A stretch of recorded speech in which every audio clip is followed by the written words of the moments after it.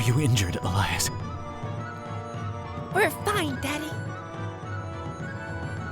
I can't believe it. You're alive. We just narrowly escaped them. I thought that was the end. It's not over till we get to safety. Everyone, follow me.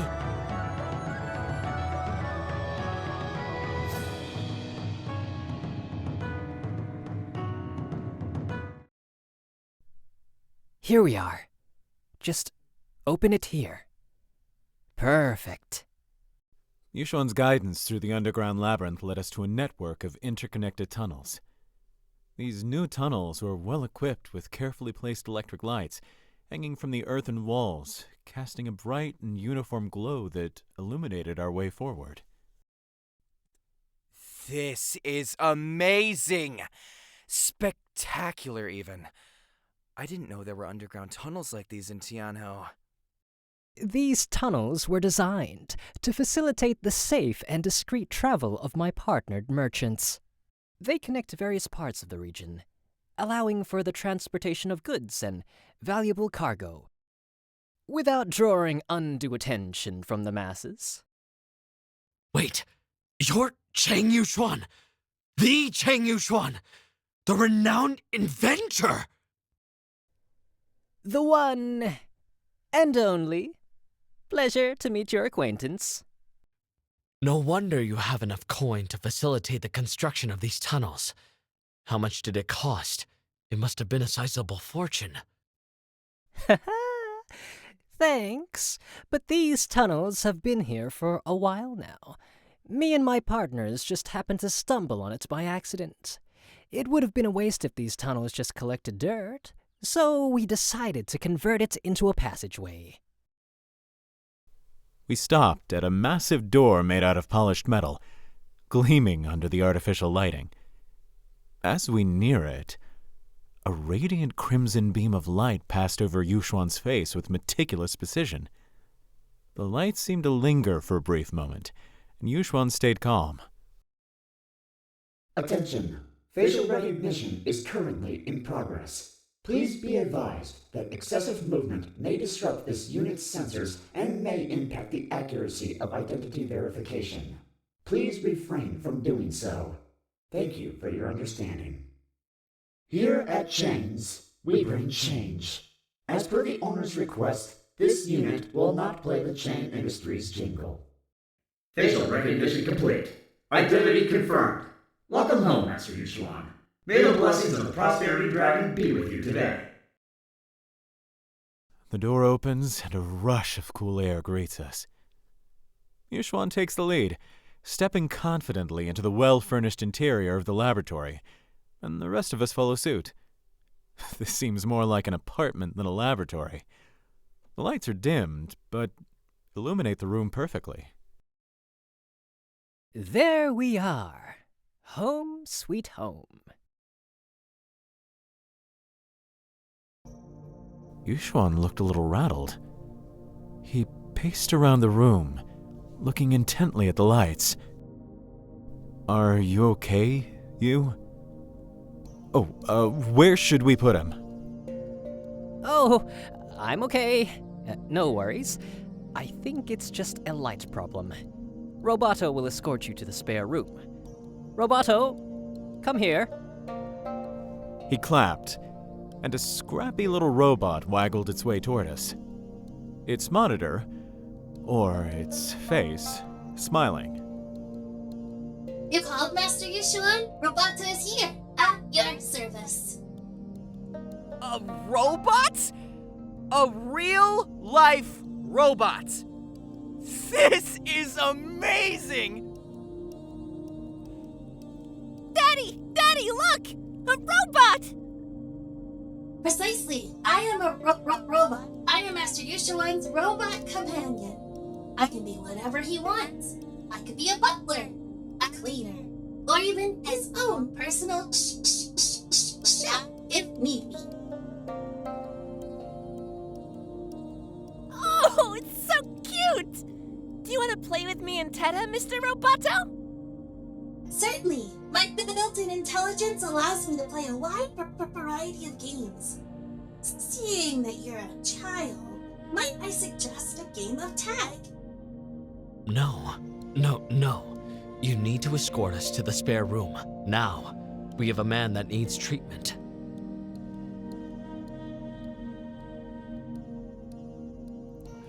Maybe later, Mr. Roboto. Wow! Are those made out of... Don't touch the robot, Elias. Take a seat and wait for us. Wait a minute. Elias? Elias! You're Elias Dracos? That's me, and this is Teta. We're best friends, and that's my daddy right there. What are you doing here? Why are you dressed up like a girl? The young man's face went pale, as if his face wasn't pale enough. He points at me with his restrained hands. He screams, his face filled with fear. I knew something was up when you controlled Draconic Fire! You're the massacrer of Mule! Everyone, we're not safe here! Please! Yushwan suddenly steps in and throws some powder in his face. Sleeping powder. The powder caused the man to sleep. A brief silence erupts in the room. Niko quickly speaks up. I detect sudden drowsiness. Should I activate tuck-in mode? The young man. We need to get him to a room so I can check up on him. Roboto, can you show our guests where the spare room is immediately? Certainly, Master Yushuan. Esteemed guests, please follow me. Lead the way, I guess? Escort. Spare room. I'll take the prisoner to the storage room.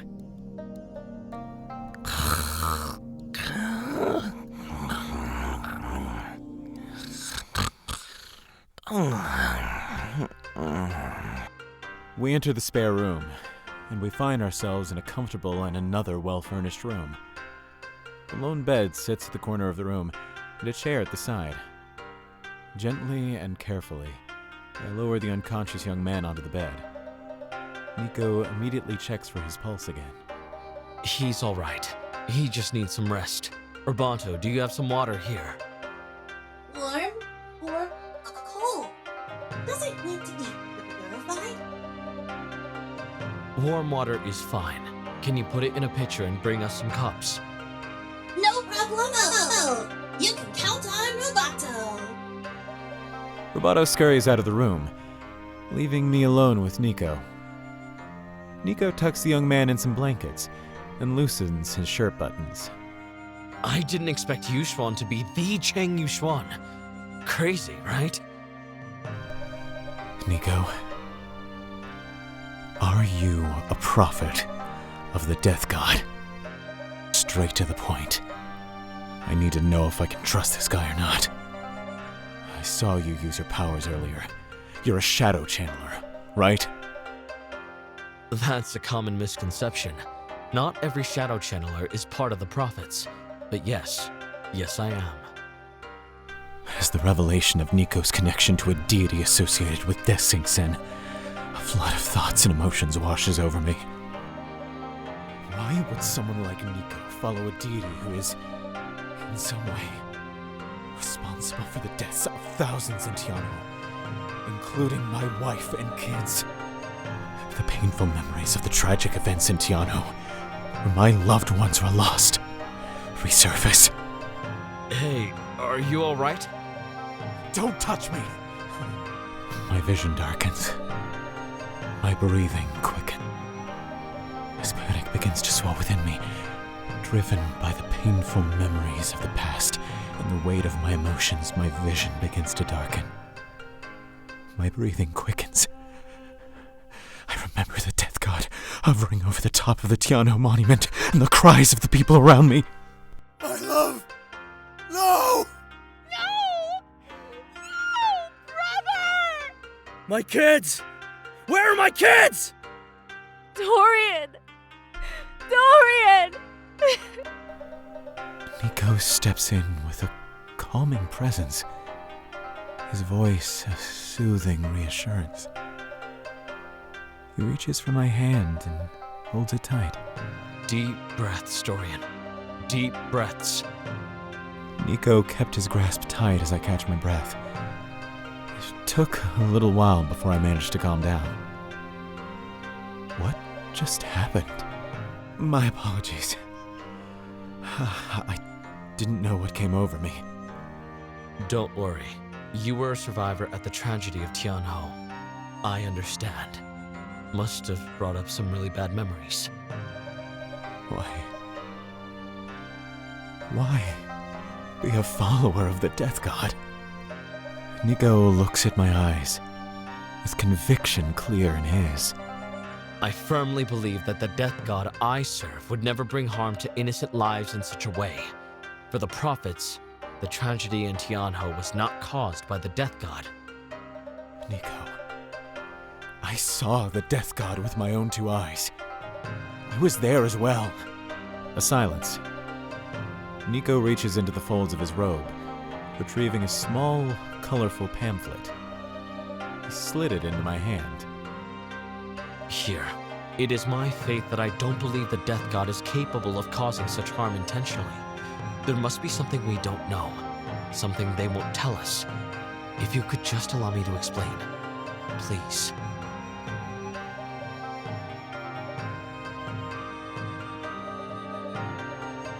I rolled my eyes. Fine. He has been a good help, so why not let him? He seemed more interested in helping people rather than making them suffer. His motives for worshipping the Death God doesn't make sense. Now, tell me. I'm all ears. Niko smiled. I looked at the pamphlet. Are these hand-painted? The pamphlet is lovingly crafted with illustrations at every paragraph. Stray crayon marks surround the pamphlet. These are lovingly made. Do you make these? No, the kids at my village drew those. I was really inspired in their faith in the Death God. Me and my fellow brothers in Enoch keep one of these just in case we have the opportunity to share our faith. There is a certain purity and warmth in Niko's beliefs that is undeniably endearing.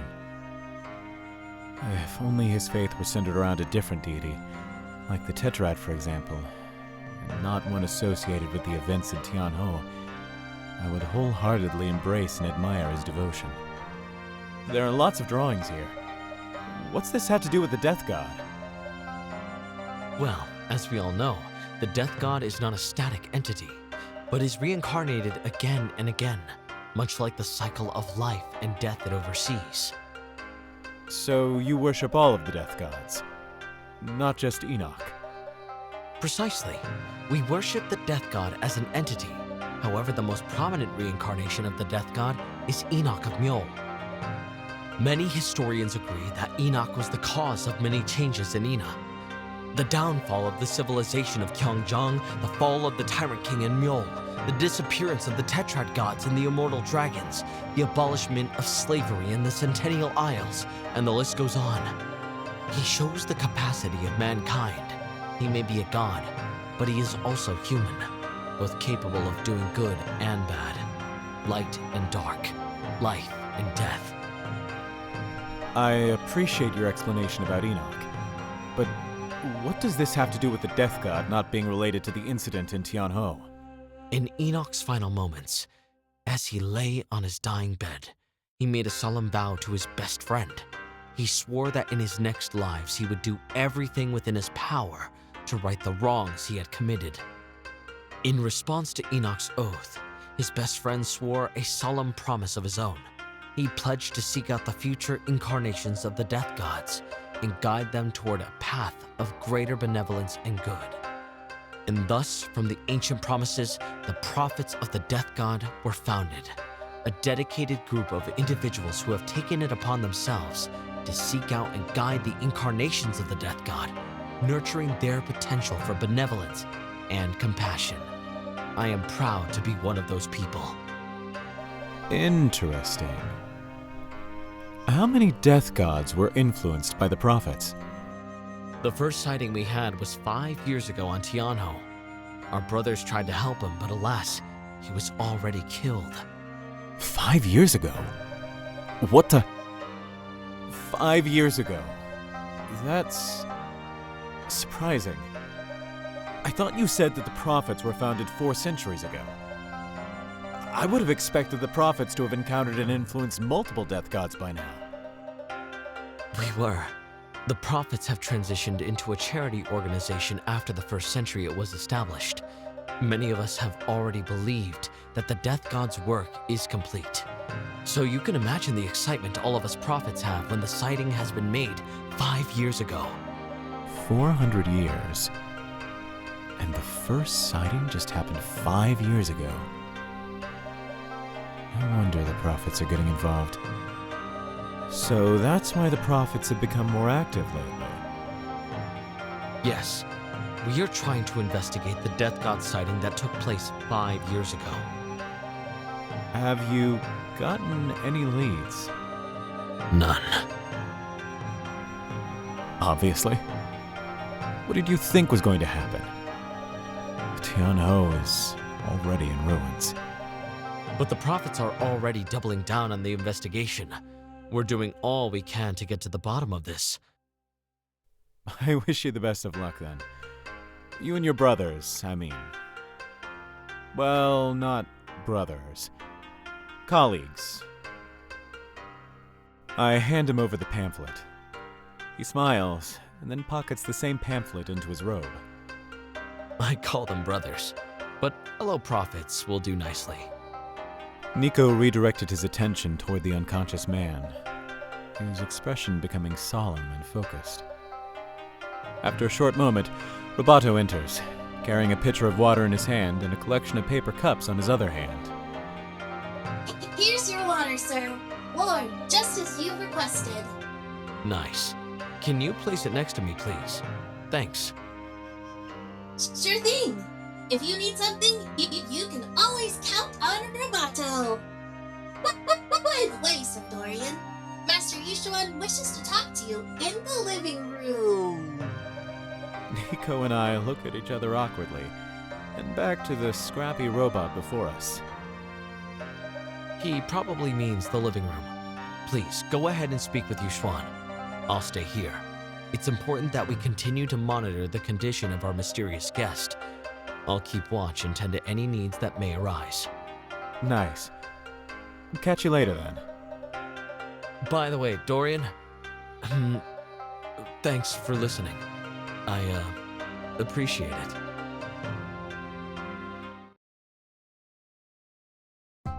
As I exited the room, leaving Niko behind to tend to the unconscious man, I found myself again in the well-furnished and dimly lit corridor leading to Yushuan's living room. I see Yushuan engaged in a conversation with an elderly woman wearing white. He notices me and motions me to come near. Hey, Dorian, buddy! This is Wang Shai. Wang, this is Dorian Burnham. Wang is a true gem. She's both my personal assistant and my cook-here. She's an all-rounder. Oh, you're too kind, Master Yushuan. I'm just doing my job. It's a pleasure to be of service here. Is that right, Tim? Tim? Tim? By the stars, Tim, I'm calling you. The chubby little boy playing with Elias turns his head around.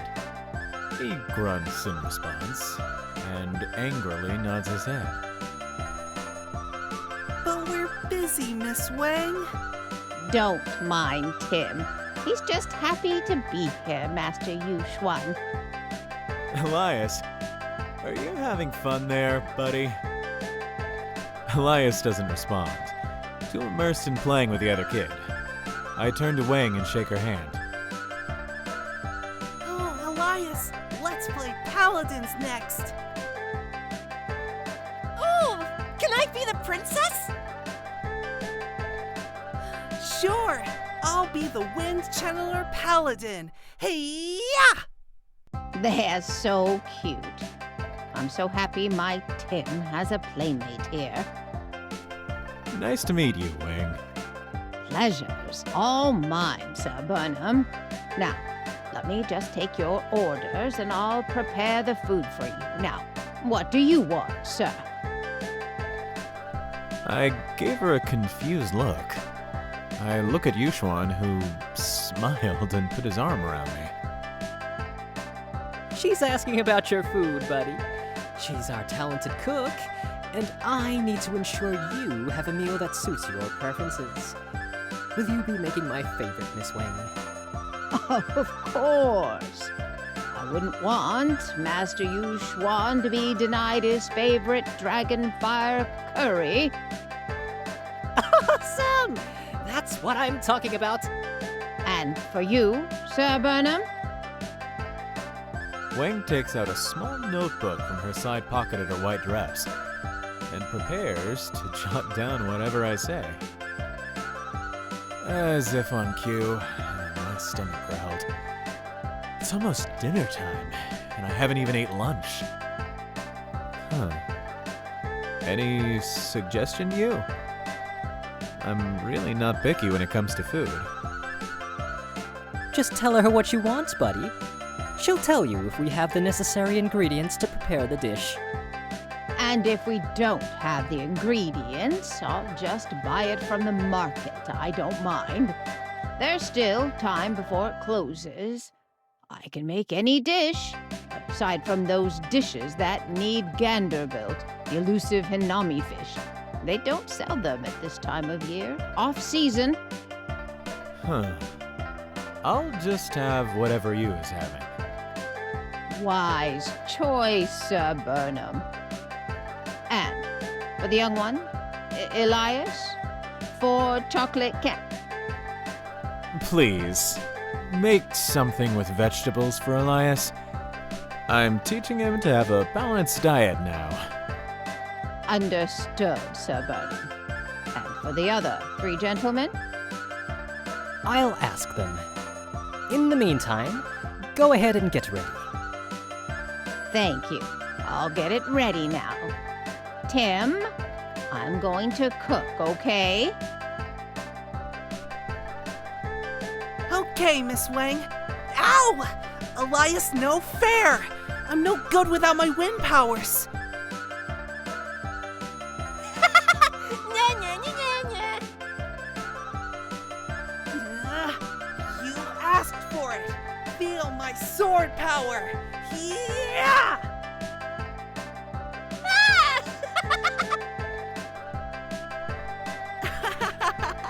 Wait, let's go over there.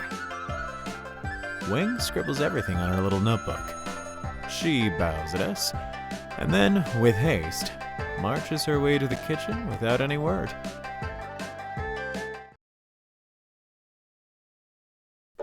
Thanks for thinking about food. I didn't realize that I might be hungry already. Oh, don't worry about it. Yuxuan's expression grew serious. His usual calm and composed demeanor seemed to shift, replaced by a deep concern that was mirrored in the intensity of his gaze. We need to talk about what happened earlier. What the hell were you thinking back there? You heard his voice, you. You heard it too, right? He was asking for help. Yes, I've heard it, but I didn't act on it. We could have flown off the radar, buddy. I thought your original plan was to get here, visit your family, and then remain hidden. I'm just worried that our recent encounter with the Kingdom of Myeol may have drawn us into a complex and potentially dangerous situation. Hey, I told you and Elias to get out of there. We couldn't do anything. We were surrounded, buddy. Mule soldiers were all around us. It's almost a miracle we got to you before we got caught. I hate to say it, but we might be in danger, buddy. And let's not forget about your already strained reputation with the Mule Kingdom. My own frustration and guilt bubbled up as I felt the weight of Yushuan's words. I knew I had acted recklessly, but at the time, my instincts had driven me to protect those I cared about. I know it was reckless, Yu, and I can't fully explain what came over me. I pulled Yushuan in for a tight hug. He was one of the few people who believed in me after what I did at the Kingdom of Mule. And then I let him down. I apologize for bringing you into this mess. I didn't mean for any of this to happen. Please, forgive me. It's okay. I've been through worse, honestly. Are you sure? I understand if you want to cut me off. Me? Cut you off over this? Nah. I've been through lots of failed product launches, deadline flops, and Jane's failures to have this scare me. Thanks, you. You're the best. Nah, don't mention it. We're partners, right? If you want, we can always just hide here forever. I really don't mind. Oh, is that true, Master Yushuan? If that is so, I would need to double the portion of food that I make. Tim and I might need to make 2 trips. Isn't that right, Tim? Paladins! Paladins! Hey, you said paladins twice. You lose, I win. He's busy playing. It's merely a suggestion, Miss Wang. Anyway, I just don't get it. Why would the Mule Kingdom send an entire battalion of soldiers and assassins after this man? I have a hunch. Maybe it's because of him being of Kyeongjang descent. He is a mind channeler, as we have seen. That may be true. Or maybe he's just a rich, handsome bachelor like me, who made some enemies. But Master Yushuan will never make some enemies. He's too much of a sweetheart. Oh, thank you, Miss Wang. I appreciate it. I don't think that's it. Maybe I can talk to the Mule soldier you put to sleep a while ago. Maybe we can know the reason why they're after that guy in the first place. You know, I was thinking the same thing.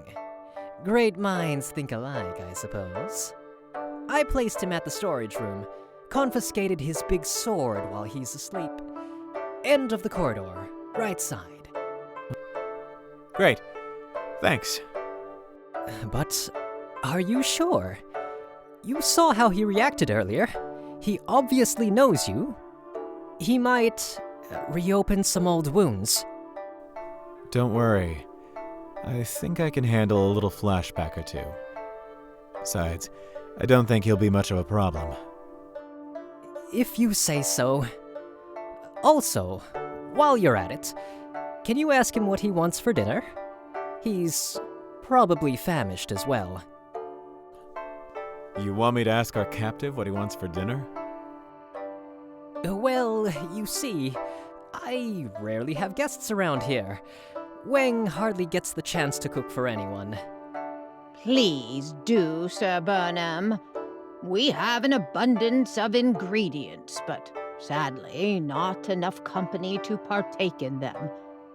I'm sure the man with the pink hair will appreciate it. Miss Wang, I believe his hair is purple, not pink.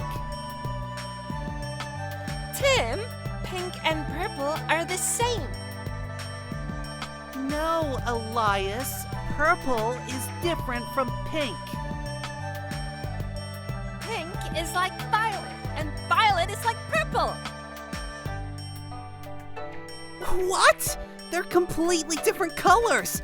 Right, Miss Wang? I'm not an expert on colors, Tim. My eyesight is not that good now. I know I've read it in a book here, Elias. Master Yuxuan, can we go to your library? Always, Tim. Keep on reading, green-haired buddy. All right. Come with me, Elias, and I'll show you my favorite books. Oh, let's read together. Oh, you're gonna love The Legend of the Kumiho. Let's go!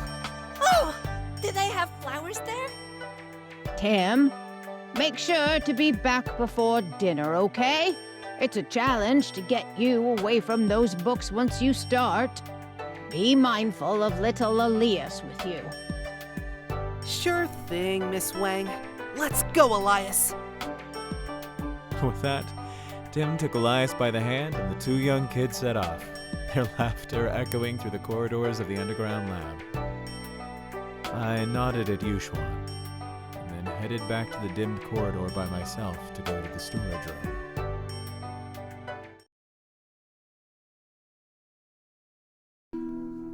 I walked into the room, my footsteps barely making a sound on the cool, smooth floor.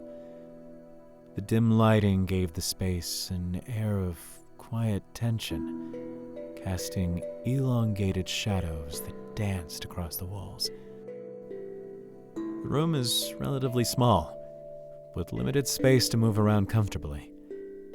A set of shelves line one of the walls, holding various items like boxes, tools, and supplies. Some of these items were probably pushed aside to create a makeshift area for the young man to sit. The young man was seated on a simple chair, his head bowed. His hands appeared to be handcuffed, courtesy of Yuxuan. Oh, mighty Anak, I beseech you, save me from the clutches of the massacre of Mule. He keeps his eyes closed, his lips quivering as he prayed. I stand in front of him, not making a sound. I am but a humble servant, with my ailing mother to care for. Please, shield me from this terror that looms over me, and grant me the strength to survive this ordeal. Tears rushed down his closed eyes as he continued his prayer. I beg for your divine protection in this dire hour of need. Please, I don't want to die.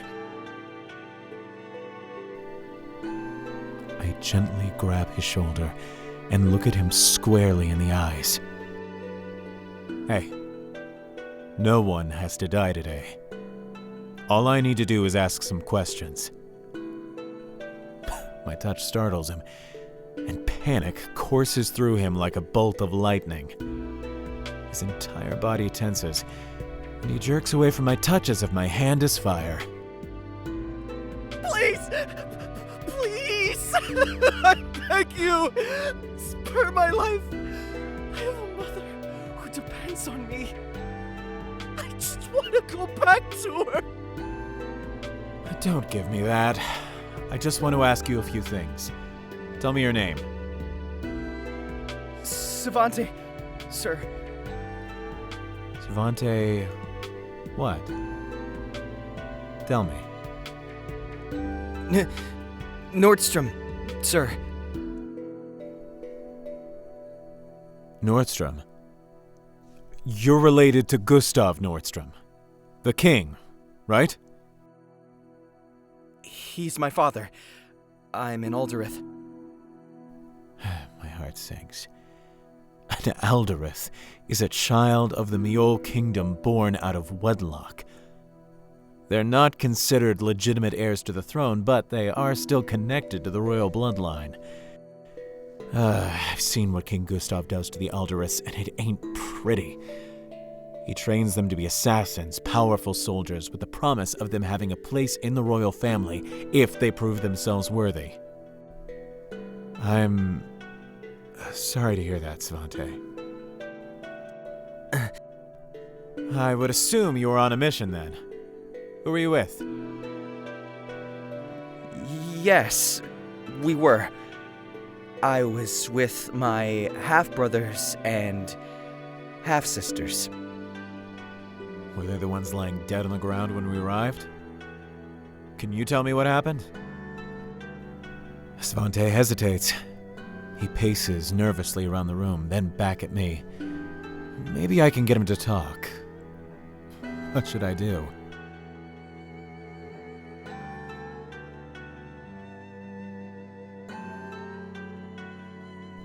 I decided to uncuff Svante and focus on his eyes, hoping to calm his rapidly beating heart and trembling form. The atmosphere in the room had been charged with fear and tension, but as I continued to meet his gaze with a reassuring and gentle expression, I noticed a subtle shift in his demeanor. As I gaze into Svante's eyes, trying to soothe his fear and anxiety, I notice a faint blush on his cheeks, as if my presence is having a calming effect on him. Take deep breaths. There. Are you calm now? Yes, I'm fine now. Calm. Svante, look. I'm not here to hurt you. Look, I'm gonna free you, so you and I can talk. Sounds good? I uncuff Svante's hands, and he rubs both of his knuckles in return. You've already been through a lot as an Eldereth. All 146. 146. I'm 130th. You knew our plight? Yes. King Gustav controls all the Eldereths. They don't have... All of a sudden, I hear their screams in my mind, and my heartbeat races. I was transported back to that grim scene. Flames roared around the people that were trying to kill me and Elias. Their faces contorted in pain as their skin burnt and melted like plastic.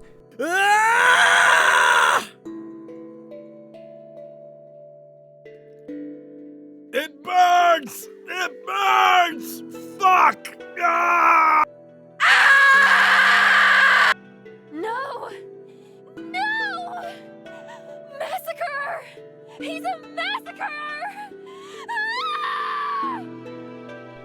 They continue to squirm, their agonized screams mingling with the crackling flames. I felt nothing back then, but then the realization comes now. They were Eldereths. Hey, Sir Dorian. Are you alright? Yeah, I'm fine. Sorry for spacing out. I took a deep breath, steadying myself as I pushed the haunting memories back into the depths of my mind. All of the dead bodies you saw at the memorial were my half-siblings. All of us were tasked by King Gustav himself. He said he wants the target dead or alive, kidnapped. It was meant to be an ambush. All of us were supposed to kidnap the target once he entered the Tianho Memorial. Most of us didn't want to kill him. But what happened? If you didn't want to kill him, why was there a bomb explosion earlier? The bomb was meant to be a clutch. Our last resort if things didn't go as planned.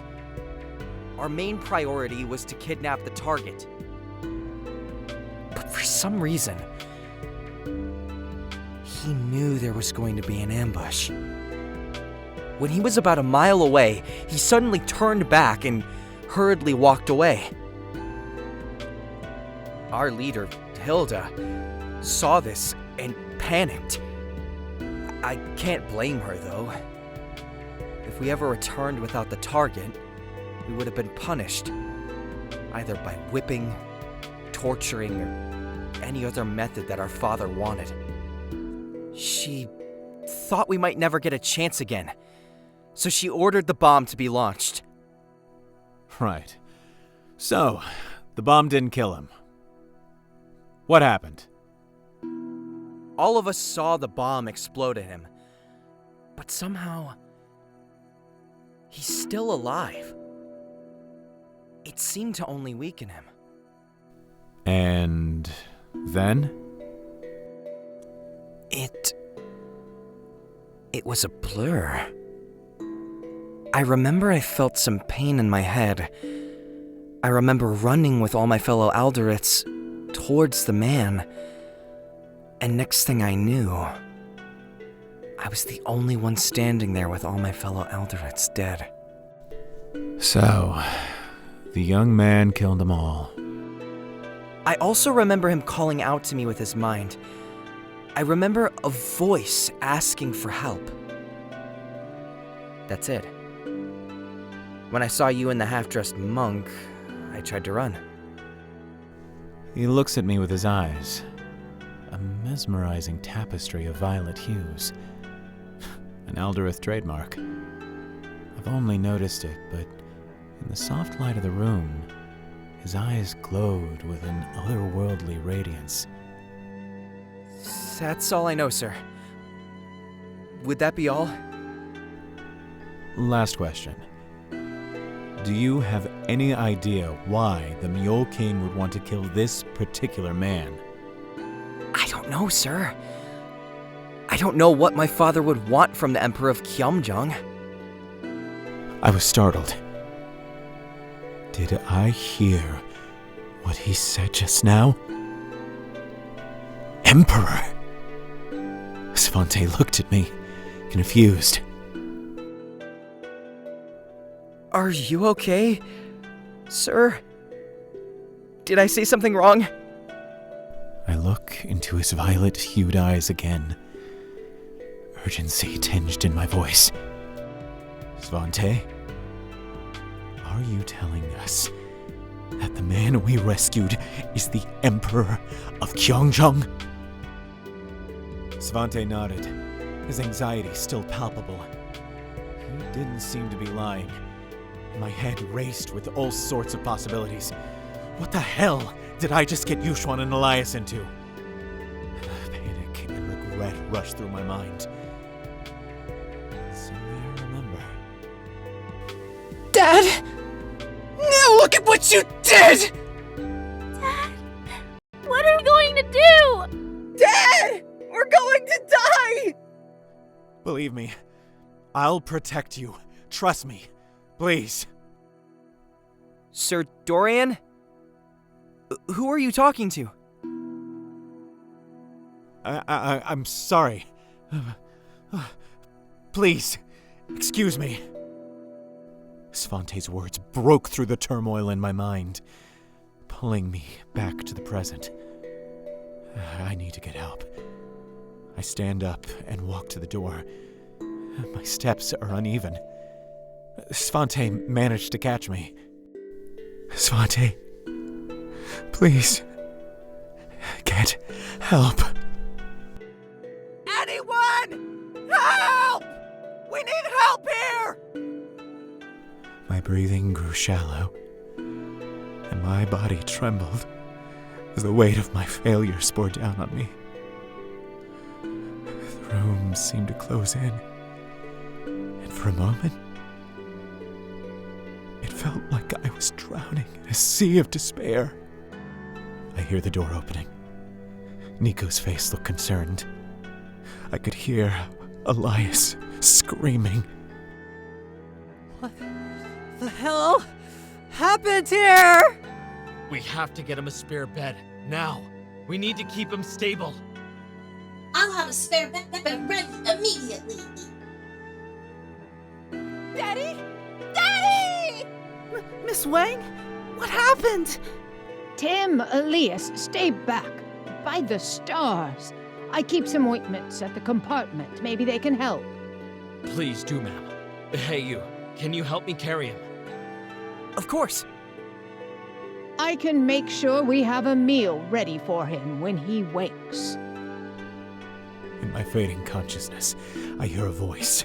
A powerful voice resonating through my mind. Thank you for rescuing me. I am now awake. The Emperor. He's awake! Prosperity Dragon, bless me! The Emperor might be awake, but we need to focus on Darian! He's awake. My last thoughts before my eyes close. My mind drifts through a void, disconnected from the tangible realm. My thoughts are fragmented. My memories flicker like distant stars. The only words that I can mouth are the Emperor. The Emperor.